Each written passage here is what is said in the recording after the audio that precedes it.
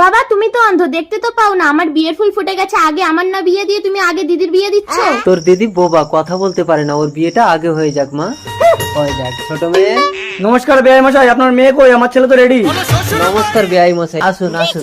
বসকে ও বসেছেন। এই বড় মেয়ে, এই বাবা তুই আমার আগে বিয়ে করবি না?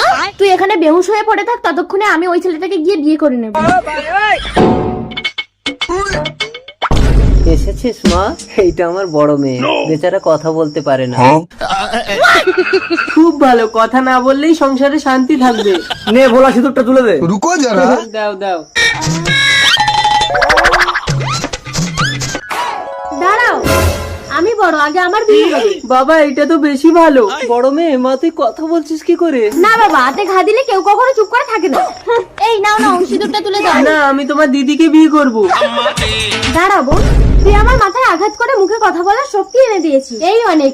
তুই এই ছেলেকে বিয়ে কর, আমি সারা জীবন আমার অন্ধ বাবাকে সেবা করব।